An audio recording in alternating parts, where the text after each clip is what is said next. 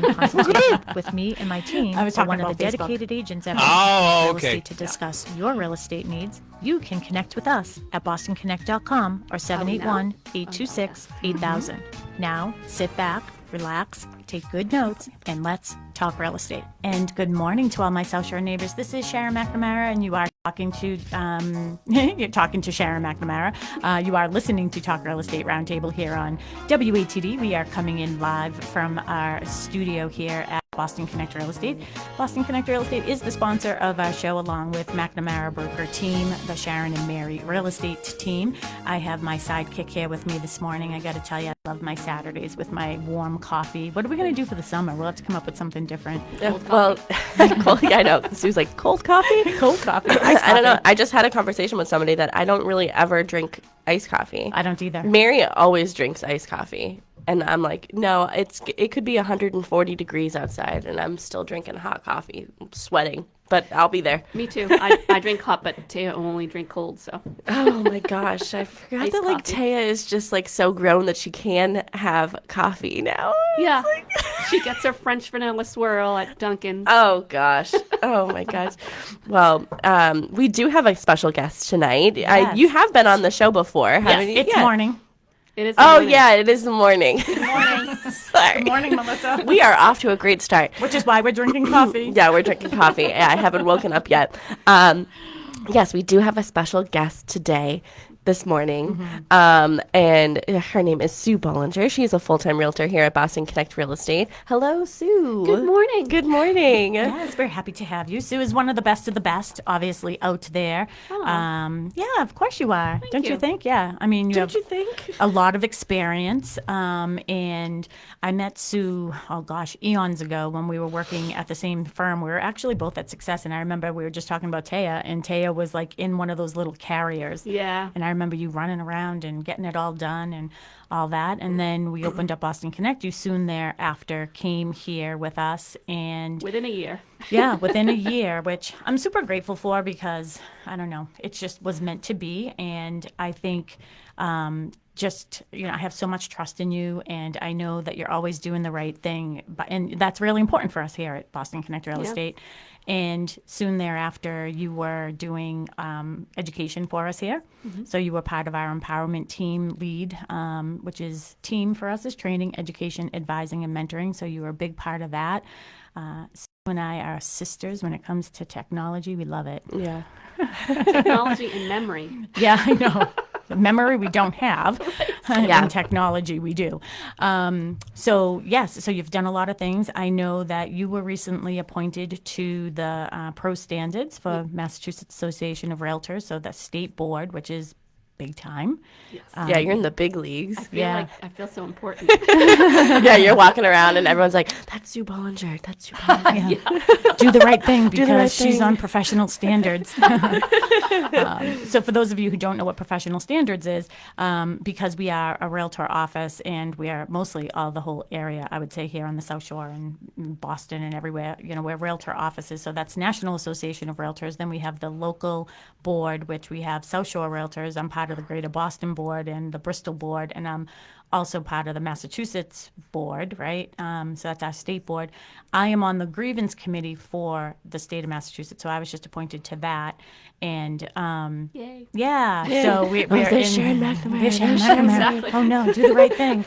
I think that our office is pretty much known for doing things the proper way when it Yeah. comes to real estate because it's serious, and we're going to be talking about that today.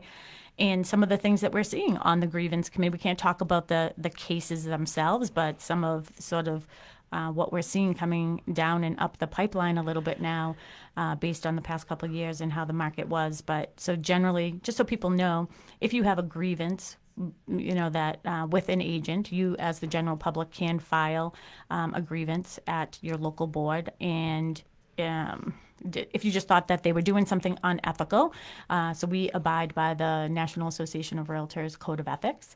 And it comes to my board first. We sort of decide, okay, with this one side that we can see, do we think that this is if everything that they're saying is true, do we consider this a violation of the Code of Ethics? If we do, we push it up, and that's where Sue comes in. Then to explain a little bit about what your board does, because your board's more intricate and more detailed. Right. So my board, it's 5 members and there's a chair, and we get both sides of the story. So you get one side of the story, and then when it gets kicked up to my board, we listen to the case. There's like a plaintiff and a defendant, and sometimes they have an attorney with them. And, so for example, if there was an argument about whether or not somebody's owed commission. Yeah, so it can go between agent to agent, too, not agent. just general public. Yep. Each side will get to tell their story. Or if there's, a complaint from the public, we review the complaint, and then we allow the person to present their side of the story, and they can have sanctions against them for, bad behavior and such. Yep. Fines and whatnot. Which is great. I mean, I think that that's really important to know, when you are working with a realtor, make sure that they have the word realtor at the end of their name, because Absolutely. we do abide by that code of ethics, and they're serious. And I love the class that we took, other than our drive there and back. I mean, Sue and I are talking so much, we drove right by the joint. Right? We're like, where are we going? So that's so what we are doing. So I can see that we have some listeners too and people watching over on Facebook. So hello to everybody. And Tracy Grady, who's a full-time realtor here at Boston Connect Real Estate. I saw that she is in here too. So good morning, Hello, Tracy. Tracy. Hi, Tracy. Tracy was on last week. Yeah, Tracy and I were on last week. We got a lot of great feedback though. A lot of people were listening because you and I were going to do the show. Yeah. I did say on air that that Mark had surgery and that he was doing well, but that you were home with him and sort of flying by the seat of our pants. And we were we were a hot mess, but not a hot mess. Like, we had such a great show without really having a topic. Like, we were just talking, and then we were like, oh yeah, and then remember this, and then this. So we were going back on shows that we had done together, and sort of taking bits and pieces off of that. But it was pretty funny. But everybody thought it was great. Yeah, that's awesome. And that's what we're here. We're just sitting here chatting at our roundtable. If you have any questions for us, to our WATD listeners, you can call us at 781-837-4900. We'll also put that number in the chat area, the comments area on Facebook. So you can find us on Boston Connect Real Estate if you're on Facebook. So make sure you go there, Boston Connect Real Estate, or all of the Connect pages as well. Send us your questions, anything to do with real estate, and we're happy to answer. Yeah. Tracy says, hello, ladies. We were so funny. Or so we thought. No, we were. Tracy, don't worry. I've gotten some sure feedback. you were. Yeah. So long as you think that you were, that's all that matters. So today, Sue, do you want to tell everybody about your topic? So this is one of the things that we're doing in the office now, too, is, for our listeners, we are trying to sort of, change it up a little bit. I mean, every week you get to listen to myself and Melissa, and then Mary, who is our other team member. She can't do Saturdays because she's doing open houses at our new construction development, but she's she comes in and out. But it's nice to be able to bring on our agents from Boston Connect, because it gives other perspectives. Yeah. And even though for the most part, I would say most of our perspectives are pretty much the same, but it does give a different viewpoint. We just ask our agents, hey, we're happy to promote you and bring you on. Just tell us what your topic is. So what did you choose for today? So my choice was talking about the importance of using a buyer's agent, because there's especially in this market where there's no inventory at all, people are getting desperate. Yeah. And, if you don't have somebody that with experience that understands the process, you could be losing out. There's lots of tips and strategies that a buyer's agent brings to the table. And if you're not using a buyer's agent and you're going direct, you're missing out on lots of strategies. It's important. And also going back to being an ethical agent or whatever, obviously that's very important to all the agents in our office. And, that's why we're serving on our state board. You need to, the fiduciary responsibility of a buyer's agent is always to the buyer, not to the seller. Yep. And that's very important. And so I feel like, people really need to interview their agent to make sure that they're on the same page as their agent so that they can build trust. So you want to use somebody that you trust, and because when you get to the point of negotiations, how do you navigate without trust? Oh, absolutely. Right? And like you were saying, when times are so at our height of our emotions is when we're at the bottom of our reasonability or like reasoning, right? So that's why I think being a professional buyer's agent, and you are a professional seller's agent, we just happen to be talking about this topic today, is being able to be sort of grounded when your client's emotions are very high, because I know you're going through this right now. You're working with how many sets of buyers right now? Several. But I have my top 10 here that I'll talk about later, but I have several. So you're working with several buyers, and they've put in several offers, right? Yes. So how has that process been working? So it's difficult because, honestly, I mean, I had somebody go almost 200,000 over asking this past week, and they still didn't get it. Because it's still a crazy market. There's no inventory, and you really have to have, part of my thing is I don't want my buyer to. It really has to make financial sense for my buyer. So I try to be sort of a voice of reason, also, so that the person isn't. If they're overpaying, they know they're overpaying. Exactly. Yep. Kind of thing. Yeah. And if their goal is to not overpay, I help to keep them in line of, like where the cutoff should be, kind of thing. And if when you're working with a buyer's agent, you need to be able to explain to them what the property is worth. What do you think this property will resell for in the next few years, right?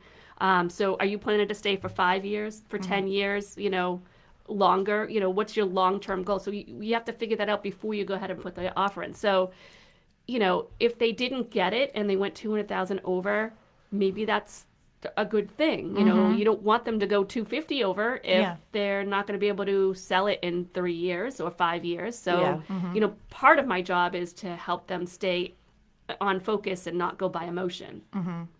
Are they now 200 over is like people are probably like, oh, good grief. Right. So are they looking at houses? Because I remember you actually brought this up last year is, okay, maybe I have a client that's looking at $500,000 and they're not winning any of their offers. And that's the thing that I hate is like it's now become a game where someone's winning and someone's losing. Right. But you said, okay, in order for my client to compete, I have to show them a $400,000 house. Right. So they can bid $100,000 over asking. Yeah. Is that the situation with this It one? is, yes. Okay. So they were approved for a lot more, and this was a fixer-upper. Okay. Needed a new septic, needed, lots of interior updates, including kitchens and bathrooms. And so, in the end, after, we had a contractor come with us to look at the property, and we knew how much it would cost to get the house to where they needed to be within their budget. And so for them, it was worth it to go 200,000 over. But again, there was another buyer. Still, yeah.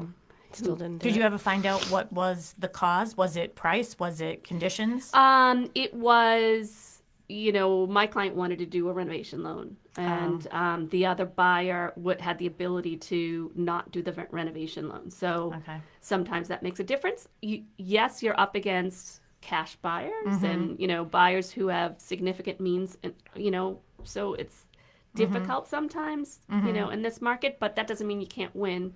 And I wouldn't want my buyer to go higher than that because then it wouldn't make financial sense long term. So, they could have gone higher, but that wouldn't have made sense for them. So, so it's important. So part of being a buyer's agent, we have to have reasonable care, undivided loyalty, confidentiality, full disclosure, and a buyer's agent walks buyers through all of those details, finding disclosable items on That the was house. old car, wasn't it? Old I haven't heard Yeah, old car old in a car. long time. Yeah, But it's since important. Charlie's class. It's important, this is part of our responsibility as realtors is to make sure that our buyers are, the most important part. We should be treating our buyers as if it was our own purchase when we're a buyer's agent, and not being motivated by the commission, people are worried that the buyer's agent is motivated by the commission, but that's against our code of ethics. Yeah, we absolutely. Can't be. We have to be worried more about our buyers' finances than our own. Mm-hmm. And I do think that relationship is, and I've used this word before, but it's in a different context, obviously. The relationship becomes very intimate. Yeah. You know a lot about your clients and exactly what they want and exactly what they need. And, let's talk about that, like the whole process, like start from the beginning, because you don't just, one day, somebody's referred to you and, you get them, send them to a loan officer, they get their pre-approval letter, they're like, all right, you can afford $500,000, and then they just start selling, like you just start showing them houses. Yeah. Back it up a little bit about, having a consultation with them. Yeah, so the first thing that I want to do with any buyer is bring them in the office and talk to them about, my job is really to teach the buyer, right? Mm-hmm. I want, a successful relationship is when I'm able to educate my buyer from the start about the steps of home ownership. And so I like to have people in the office. We go over, their realistic expectations for what they can purchase based on what their approval says. And we also, want to go over all of the offer forms. What does the offer form mean? What are these forms that I'm going to be asking you to sign? When do I need deposit money? When do I need deposit money? What does do you know how to write a check? That's a big one because some people don't. That's Melissa. The Melissa gets that end of things. Yeah. Oh my gosh, that's so true. That's when my manager hat comes on. Do you know how to write a check? Exactly. And then if you're, a lot of people don't even understand, even brand new realtors sometimes don't understand the deposit process and what that means and where that money goes. Yeah. And how that gets applied toward their purchase. And how much you need at purchase and sales agreement. I mean, I know so many times. And this is, I think, the fallacy of why a lot of buyers think, oh, I can't afford a house because I need 20% down. Right. I don't even know where that is coming from. Like, I think people are thinking about PMI. Right. Which is another story for another day. But I think that people don't understand that there are different types of loans. You could do 3%, 5%, different things like that. Right.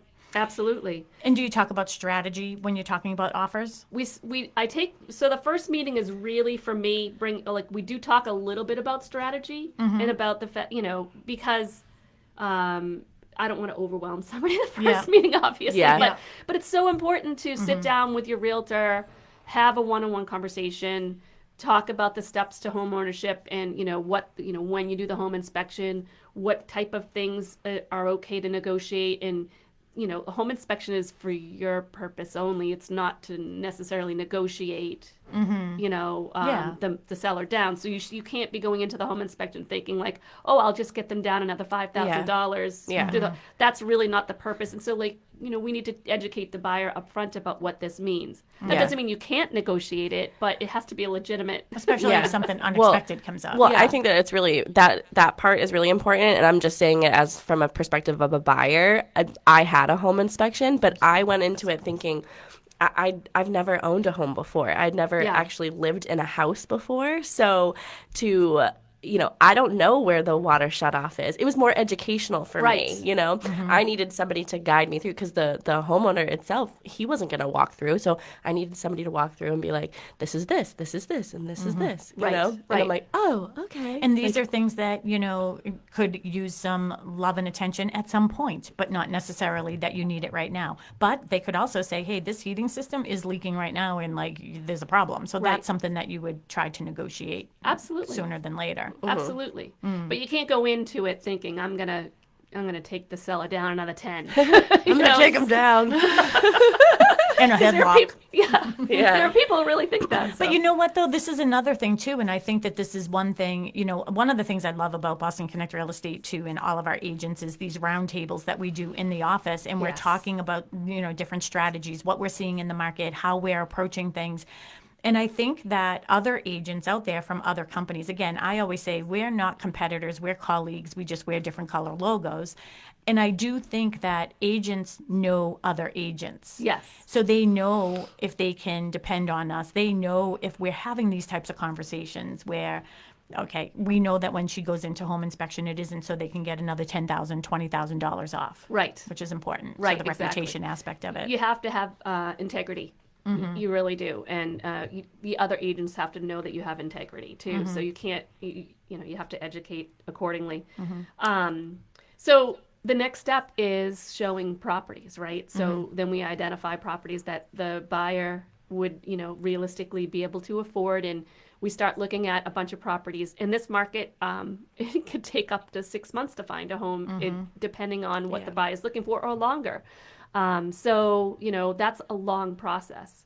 And you're setting that expectation. yeah. And to let people also know, backing up to the consultation, because I'm sure you talk about this and discuss this too. So you have that agency disclosure, on your first meeting that just basically says who you're working for. Yeah. So I mine shows that I'm the buyer's agent for that particular buyer, and I have them sign it and I sign it and give them a copy.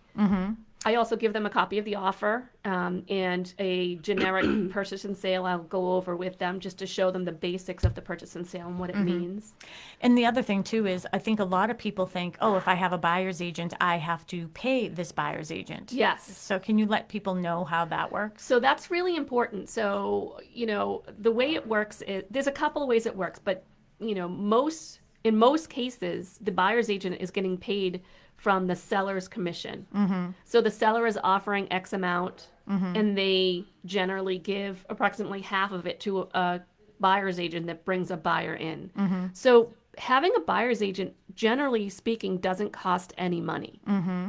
In some cases, you can do like a buyer agency agreement where, if you find an off-market property, you can find ways of paying the buyer's agent. But that actually can get wrapped right into your loan, so you don't have to have out of pocket costs. So you can have you can structure it in a way that the seller paid closing costs, and that would cover your commission that you'd have to pay. So in many cases, the money doesn't come out of your pocket. But in most cases, the money, any property that the agent is showing you is listed on MLS, and in MLS, the listing agent is offering commission to the buyer's agent. Because the seller is actually paying the listing agent company the full amount, and then it's really that agent that's negotiating with us. They're saying, hey, we'll give you half or a portion of the what I received. So and that's particularly important. So just to repeat that, when a seller puts a house on the market and lists with an agent, they negotiate the amount, and that amount gets paid regardless of whether a buyer's agent comes into the picture. So some buyers actually think you could just go to the open house and make an offer direct and, get an accepted offer more quickly because the agent's going to present, because maybe the seller will get a better deal. And that's just not the case. In some instances, I think that people think that, they'll have a friend or somebody in real estate and they'll say, well, tell them that you want this price based on, you're going directly to the seller's agent. So if you are doing an open house and somebody comes in and says, I want to write an offer with you, you can, because you say, I represent the seller. I'm still representing the seller. So if you walk into an open house and you tell the seller's agent, hey, this house is on the market for $500, but I would honestly pay up to $600, but I want to put an offer in for $550, our fiduciary responsibility is to the seller. Absolutely. So we have to go to the seller and say, hey, they offered $550 on paper, but they told me they would go up to $600. Yeah, exactly. So be careful when you're out there. And that brings me to the point of, being loyal to your buyer's agent. So important. It's really important, you spend all this time with the buyer agent. The buyer agent brings you into the office, goes over the details of the offer, talks to you about strategy, teaches you basically how to navigate the market. And there's a lot of value in that. And so you walk into an open house or your mother's best friend just got their real estate license and you think you're going to there's a lot more to the process after you get an accepted offer. And if you're walking away from your buyer's agent, you're walking away from a lot of value that first of all, they've already worked for you. They've already given you lots of free advice right up front. And don't get frustrated with your buyer's agent if your offers are not getting accepted. If you've aligned yourself to a professional full-time realtor like Sue Bollinger, and your offers aren't getting accepted. You just said one was $200,000 over, but you educated your client. This is where they felt they were comfortable. You didn't think it made sense for them to go any higher than that. But don't get frustrated when your offers, there's low inventory. Right. So you can't put the blame on your buyer's agent. Absolutely. You have to. In most cases. Yeah, in most cases. I've seen a few cases where you could. But that's why it's important to use a realtor. Because a realtor is held to the code of ethics that a real estate agent is not. So there's a difference. They still have to be obviously honest real estate agents, but at least if with a realtor, that they're adhering to a code of ethics and they care about the fiduciary responsibility. One thing I always say too, and you hear me say it around the office too, is when the inventory is low, I just feel like desperate people do desperate things in desperate times. And, sometimes that does happen with real estate agents that are out there. I'm not saying anything bad about any one particular person, but that's why I think having somebody who is by your side to sort of navigate some of those things. I mean, I know myself. Last night I was actually I go on Clubhouse a lot, and last night I taught a class on domains because I have like 500 of them, and that's another story for another day too. But I was putting in an offer for some clients, and we had very limited time. I felt very rushed. I was talking to the clients, and I was like, listen, this is not normally how we'd like to proceed with things, but if you want this opportunity, I have to have it to them because they have to respond to this other one by like a certain time, 5:00, I think it was. And then I get a text from the listing agent saying, I've already started the process, like showing my client, like not negotiating, but I already presented the other offer to my client. And I'm like, well, wait a second, like ours is coming. And he's like, all right, you have to hurry. So like we had to rush and get it in. But I, called him and I was like, you can't do that. You gave us this much time. He's literally in his Tesla right now, having his Tesla drive his car for him so he can sign this document. Oh my God. Oh my gosh. Maybe don't say that out loud. But that's what Teslas do. They drive for you. So, yeah. Yeah, I feel like we were seeing a lot of that, like during COVID times. It was like you would set an offer deadline, but it would be, oh, our offer deadline is this, but we have the right to negotiate, like accept an offer beforehand. Well, then why are you doing? I don't like both. It's one or. Yeah, it's one or. I think you even had a conversation with an agent in another office at some point because I remember you calling them and being like, listen.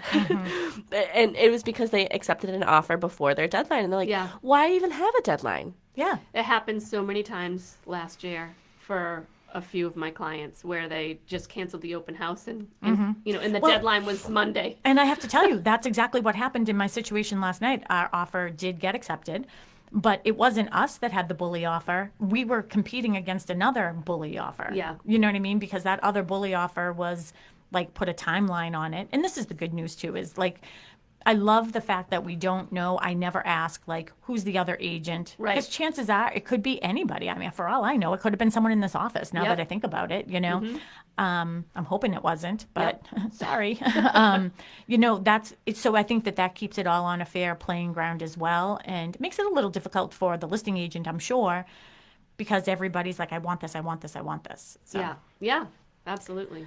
But in that case, well, you're only competing against one other offer? Yeah. Yeah. Yeah. I mean, I feel like it could go through different extremes. Like you could be up against, I mean, what's like the most amount of offers you've been up against? Do you know? I mean, it over 20 in a few cases. Yeah. We've had 42 offers on one of our properties. Yeah. Yeah. Imagine being one of those 42 agents Exactly. and knowing I'm one of 42. Yeah. What?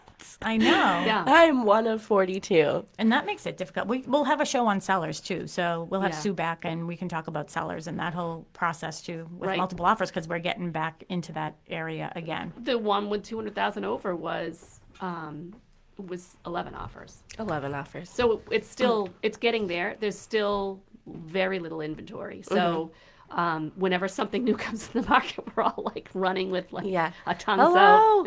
Yeah, I know. Let me in. So I know we're talking about buyer's agency, and you wanted to talk about buyer's agency beforehand, but do you have a preference? Like, I know that you like to be a listing agent, you like to be a buyer's agent, but do you have a preference? Like, do you keep your like little baby cubs like Sharon does, like with all of us? I love being a buyer's agent. Yeah. Like, it's always sort of been my thing, but I love both. I do love both. Yeah. But I do really enjoy working with buyers. Yeah.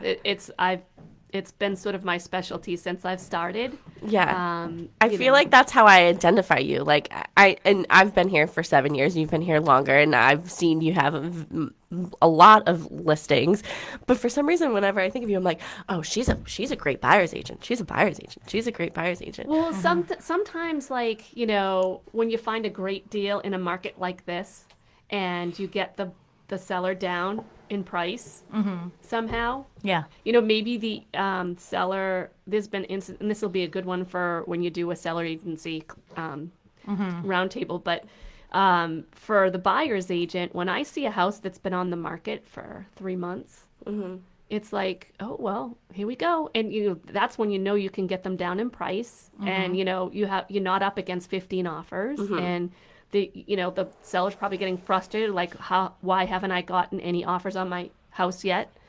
So in a lot of cases, you can go in and, like I had one, was it beginning of last year, or maybe it was the previous year, I'm not sure, but where, oh yeah, I know what it was. It was springtime, but there was still snow in the pictures. Oh. Right? Yeah. So, and the pictures were terrible. The person used their, I'm not going to say what town or anything because I don't want to identify, but the realtor had used an iPhone to take pictures. I was incredulous. iPhone pictures, they were all really dark, and it was an antique house. So, in an antique house, you really need to have a lot of lighting in the pictures. You have to hire a professional, as you know, because you need to show off the, important features of the house. We ended up going into the house thinking like it was going to be a fixer-upper. It was absolutely beautiful. It had beautiful old wide pine flooring throughout the house, and it had tons of space. This was a first-time buyer who could only afford a certain amount, so we were expecting it to be a disaster. But the realtor just never took appropriate pictures and never marketed it, and it had been on the market for like 3 or 4 months, and the people had moved out and moved to another state. And so we went in. Now you know their motivation. Yeah. Right? So we went in there. We got a fantastic deal way below asking. And those are the things, like you're like more excited about it than they are. I love when, sellers don't do their job. Sellers agents don't do their job. Yeah. So it's really important to hire. Yeah. Maybe we'll talk about that next Saturday then. We'll do a show on the importance on how to promote your house and stuff, right? Yeah. It is important.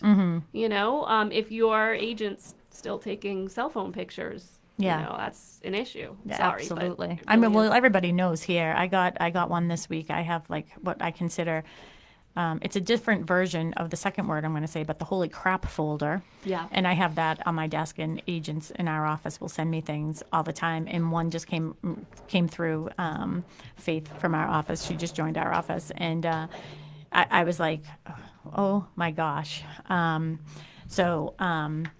Yeah, we just put those in our file because I can't believe that this is how the pictures look. So if you have any questions for us, again, we have Susan Bollinger here with us today. She's a full-time real estate agent here at Boston Connect Real Estate. She is one of the best. I have known her for years.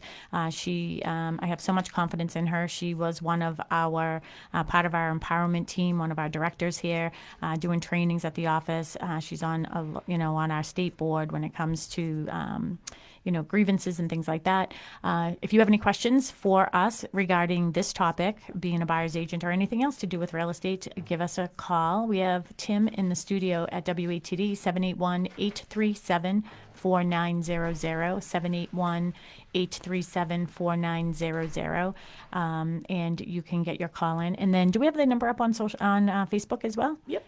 So the number is in Facebook too. So if you want to watch us and see us in our home studio here at Boston Connect Real Estate, you can go on to Boston Connect Real Estate, like our page, follow us, and find out all great things about real estate. So 781-837-4900. What's next, Mel? What is next? So can we talk a little bit more about, okay, so you get an accepted offer. You said there's so much more after that. What do you mean by that? Well, the offer itself negotiating contingencies.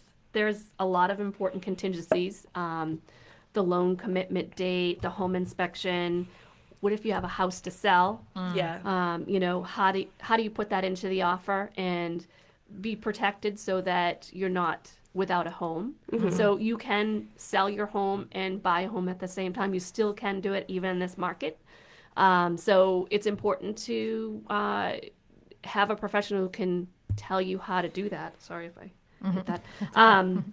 Also, when you're managing the transaction, the buyer's agent will walk you through the home inspection process, go to the home inspection with you, talk to you about what's negotiable, what's not, walk you through the purchase and sale signing. And the buyer's agent will protect your money. That's part of our job. No, that's a big part of our job, yeah. So, if you are backing out of a deal for one reason or another, the buyer's agent can tell you the legal process up front. For example, you can't just put a house under agreement and then change your mind the next day and then back out. You won't get your $1,000 deposit back. So you have there's specific things, so the buyer's agent is going to talk to you about the importance of, what the contract means. And then when you sign your purchase and sale agreement, you're signing, there's a loan loophole in there. It's called the mortgage commitment date.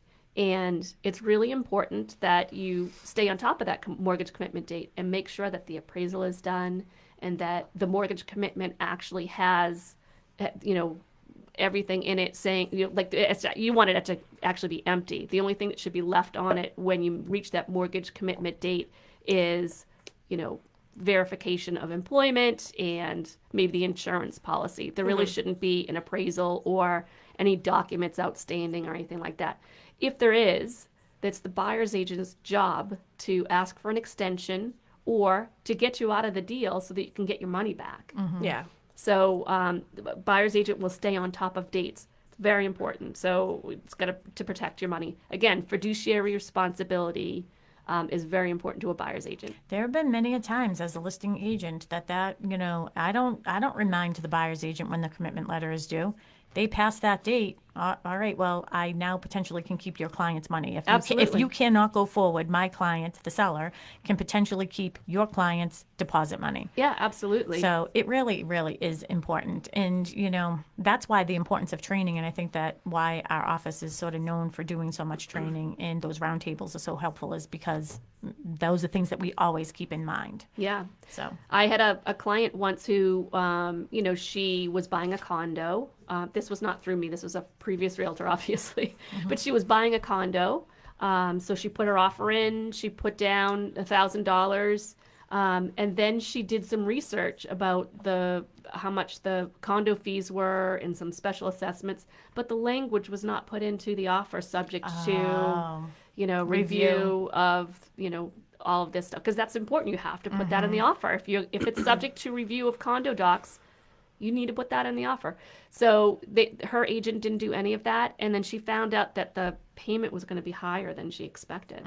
And, wasn't disclosed correctly or whatever it might be. But they kept her deposit because she backed out before the home inspection. And they kept her deposit. She was like, why am I going to do a home inspection? She lost the money and never got it back. So it's really, really important that, you're working with somebody who can navigate that for you. Yeah. And it's not just, we have agents here even that haven't been in the business as long as you guys, but it's important that we provide them with the education that you guys had or you guys are educating our agents. So we're all sort of on the same page. We're all working together. Yeah. So even if you do know somebody who just got their license, if they're working at an agency that has great training, like I think we do, it doesn't matter how long they've been in the business because they might be mentored by somebody who has been in the business as long as you guys. So I wouldn't get discouraged from, working with somebody who is new in the business. I would just maybe come up with certain questions to ask them. Absolutely. To sort of see how they're navigating their new new career here. And I can say, like, even in our office, we have these roundtable discussions they're awesome. with all of the, it's all experienced agents and new agents.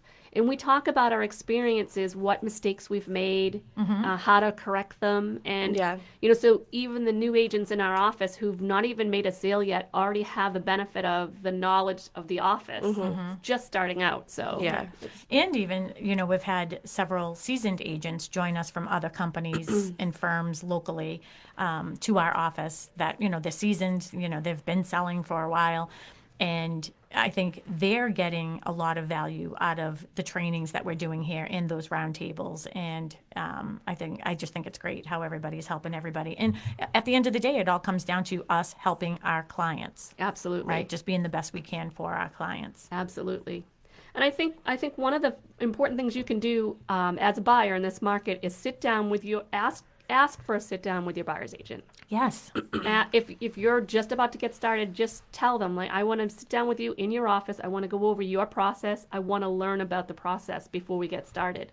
It's really important. You need to be able to trust your agent. If you can't trust your agent by the time you get to the negotiation portion, you're in a lot of trouble because you have to trust that agent that they're doing the right thing for you during negotiations and with the other agent. And I think it's really important, too, when we're meeting people, you need to know where you are in order to get to where you want to go, right? Yeah. So I think that's really important because that's why I always refer loan officer first. So you know exactly, because sometimes people will go online and they're looking at all these different calculators and things like that. And, they're guessing at what the rate is based on what they think their credit score is or things like that. But, when you talk to the loan officer, maybe you do have to get some things straightened out, I mean, I know like Mary was actually very transparent about that on one of our shows where, she started, younger, that she went to Jasmine Glasgow from Maritime Mortgage. And, she was put on a path to making sure that, what do you pay off first? Do you pay off your student loans first? Do you pay off some credit card debt? These are not exact examples for Mary, by the way, but knowing which ones you should. Right. It's really important. Absolutely. Yeah, and I met with Jasmine, too, and I was thinking about this in the beginning of the show. I forget what you were talking about at that exact moment, but I went into my meeting with Jasmine being like, oh, my gosh, I don't even know why I'm having this meeting. She's going to be like, you are not even close. Like, you have all this. What do you do? Like, the meeting's over in 10 minutes. Right. And when I left the meeting after 2 hours, I felt so good about where I was and how I got to where I was. Yeah, and, absolutely. And I was like, oh, okay, like, I could do this. I could do this. Because she is a professional and was able to show me and I've, been around real estate for a long time where I was still naive walking into it because, A, I've never bought a house. I've never talked to a loan officer for myself. So she was able to explain certain things to me that I was like, oh, like almost like debunking, like, oh, is it a myth that like you have to put 20% down and you have to do these things? And she was, I was like, oh, okay. Like, I think it's like as a first time buyer, you're overwhelmed. It's a scary process, and you think like you have to open up your finances to some unknown person and talk about your bank account, show them your bank account. It's like a dirty little secret. Yeah, exactly. And it's like scary. I had to like ask permission, like, am I doing the right thing? Like, have I done the right thing? I called Jasmine recently too because I noticed my credit score has been dropping and I cannot figure out why. Oh. Isn't it weird? I mean, I pay all my bills on time and everything, so I don't know why it keeps on dropping. Maybe it's you're checking it too often. No, you know what? I'm just doing it like on this one website, but I think I sort of figured it out too. If you're on a credit card with somebody else and that isn't being paid, so this is not dirty laundry, but I am on a credit card with my dad. And not that they're my credits, they're his, and I take care of all his financing.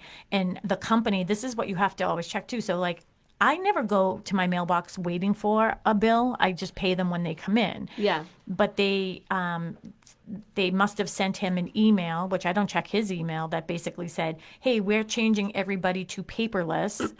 If you don't respond to this, you will get paperless. If you still want to get paper statements, then check this box. Yeah. So He never saw it. I never saw it. I wasn't getting any of his credit card bills. So 2 months went by where his credit card wasn't paid, and they're very little. Yeah. But my name is on there. Right. So I think that had an impact on what was happening. So Yeah, it's so important to keep track of your credit. Oh, You know? yeah. And if you're meeting with a loan officer the first time, they'll check your credit for you. They'll go over, everything you owe, your debt to income ratio, which is a very important aspect. If you have, I had a buyer once. I'll just backtrack. I had a buyer once that went through a divorce, and he was paying 50% of his income he had no debt, but he was paying 50% of his income to his ex-wife for child support, and for whatever reason, he just thought it was fair. Yeah. Because they had divorced. He was like, I just want to make sure that the kids are taken care of. Yeah. He was just a really good guy, Yeah. But people should know, if you have 50% of your income tied up, that you can't get a loan. It has to be a little bit under. So, poor guy. And he made plenty of money. It had nothing to do with that. Yeah. It was just his debt to income Debt to ratio. income Well, ratio. did his ex-wife want to buy a house with him still? She owned a house already with a very low mortgage, and he sold it to her, but he couldn't buy a house. Oh my goodness. My gosh. He had Yeah. cash and everything. Well, that's a good reason to talk to maybe a loan officer if you're thinking about getting divorced. Absolutely. Before you get divorced and you're settling things, Yes. maybe you should do that. When we were bringing up Jasmine, Jasmine is, we refer a lot to, and we've had a lot of other, mortgage people on here, Pete Fakaizen, and just the importance of having a team of professionals. Yes, Do you want to talk absolutely. about that? Because I know that you use Jessica Celia from Yes. Loan Depot. Yes. So talk about that process and why it just feels so good to have someone like that in your side. So I can say with Jessica, obviously I've never had a situation where the loan was denied because she's so thorough. And so when you have a team of professionals, I know if I'm sending a buyer to her, she's looking at every aspect of their credit and their debt to income ratio, and she can come back to me and say, yes, this person can definitely afford this, but be careful. This person's going to need a seller credit in order for closing costs, or she'll explain to me what needs to be done. It's such a great team. We just work really well together. She's very communicative, so I know what's going on through the whole so process. I've worked with, there's lots of great loan officers in the business. I've worked with lots of great loan officers, but I've never had a situation where someone communicates through the whole process. Even I'll text her at 10 o'clock at night and be like, oh, this is falling apart and blah, blah, blah. And she'll get right back to me. Yeah. She's amazing. She works. I don't even know how she works so much. She works. Do you ever sleep? Probably not. Yeah, I think I saw on social media the other day she did a charity thing with Richardson and Sharon. I think there was a bowling event, and Yes. and Pete was there too. Yeah. We're not invited to that. We have to find out. I know. Lexi was there. You know what? I was gonna say. We're gonna why have to didn't talk to you? them. Yeah, I think it was We could've had a I good think team. Richardson and Sharon's put it on and think then they invited did. everybody. Yeah. They did. But it's so funny about the team thing because, and this is Realtors at Home. Everybody knows I live with Mary right now until I find my home. So please, if you have a house that you want to sell me, that'd be great. But the other day, Mary and I were in the kitchen having a conversation. She was like, "Oh, excuse me, I have to go to the bathroom," and there was mail on the table. Well, I picked up a flyer, a postcard, whatever, from Hyundai. So Mary drives a Hyundai. And I'm looking at the new models, whatever, just something to, pass the time. She comes back, she's like, are you thinking about buying another car? I go, Jasmine would kill me. It wasn't, I can't afford a new car, I don't need a new car. Jasmine would kill me. Yeah. But that's important to know. If really you are is. looking to buy, again, if you are thinking about getting divorced and buying a house, talk to a loan officer. But also, when you're in the purchasing process, don't go out and buy a new car. Or new furniture. yeah. People, I've gotten, close to the commitment date, and they're like, well, we're looking at couches this weekend. I'm like, Yeah. are you kidding No, me? Just don't wait. finance it. And then they open up a new credit card because it's 0% financing. Right. Yeah. Or there was a time when you could get furniture. I think it was Jordan's, and then you would get a free 60-inch TV. Yeah. Oh my If gosh, you opened yeah. up the credit card with them, so you definitely don't want to do things I get like that question at TJ Maxx when I go sometimes, Oh, yeah, and all I'll the get time. something, and they're like, "Oh, would you like to open up a TJX rewards card?" And I'm always like, "Sorry, I'm buying a house. I can't. I'm buying a house," and it's like a 15-year-old kid, and they're like, "I don't know what that means. Yeah. What's Why the do I point? I'm care?" asking you about a credit card."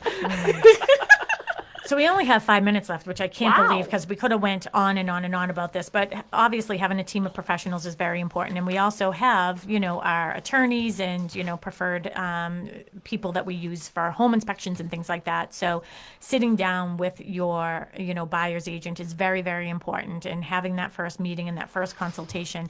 Look, we just did this in 1 hour and didn't get everything out that we wanted to, but we do want to have that opportunity to talk about. Do we have in search ofs? Like, you have some Yes. clients? So Yeah, lots. Sue, why don't you? Sue, you I'll can. start with my list. Yep. So we have to. I'll just go through a few. Oh, that's your list? This is my list. Oh my gosh. I literally, if Facebook can see this, I literally put this on my Facebook feed. You made a graphic for it. I made a graphic for it because and this is just my top 10. One of them found something, so that's good. Yep. But I'm looking for a colonial style home, old or new style, like, under 1.1. In like Duxbury, Marshfield, Hanover, Norwell, Situate, even Pembroke. You have to speed up because we have 4 minutes. So Yep. let's get them out. I need an in-law, a ranch style in-law setup for under 800,000. I need a large 4-bedroom or 5-bedroom home that's under 550. So it can need work. It doesn't need that doesn't matter. A riverfront with dock potential, it would be ideal, under 2 million. I'm looking for a house in the Hobmuck School District for a client in Pembroke. And then, around 400,000 in Pembroke or surrounding towns could need work. But Melissa's looking for that too, so I won't. But they needed a garage. No, but he's a single guy, so He's a maybe we single- can hook up and do the That's right. 800. We can, That's our budget right. can be 800. That's right. I'm looking for something near the water. A water view house in Marshfield area would be ideal, but Plymouth would be great. Under 850. So looking for, I found that one. I need a small mobile home under like around 150 in Plymouth, Kingston, Halifax, surrounding towns, with the fee not too high. So that you could actually live in. You can't need too much work. But around 150, or a condo, a small condo, 2-bedroom, or a single. And I'm also looking for like an income producing property for a client under $1 million. Awesome. So all of those, Sue, do you have these on your Facebook page as well? I do, and I'm going to repost it, but it's on my Facebook page. Okay, and tell everybody what your Facebook page is so they can get there.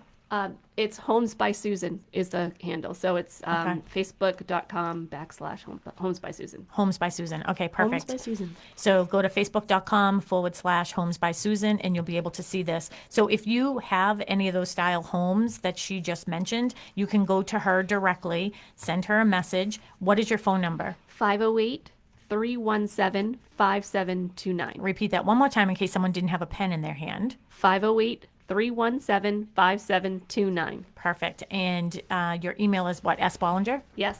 S. Bollinger at bostonconnect.com. Or you can also go to bostonconnect.com and just go to our agents and you'll be able to find her. So if any of those homes that she just said, if you're thinking about selling your home, we can save a step in a process for you. Sue has these buyers who are already pre-approved, waiting to find a home. Just give her a call directly, and she will be able to work some magic. So thank you again, Susan Bollinger. Sue Bollinger. Thank you. Yes, So full-time glad to realtor be here at Boston Connect Real Estate. And you can listen to the show again if you want, or you can find all of our past shows on your podcast app, Talk Real Estate Roundtable, or you can go to talkrealestateroundtable.com. Of course, you can find everything on bostonconnect.com, Boston Connect Real Estate on all the social media. And Sue, thank you so much for being here. Thank you for having me. All right. We'll be back on Tuesday. We'll be back Tuesday. Have a great day, everybody. Bye, Tim. Bye. Bye-bye.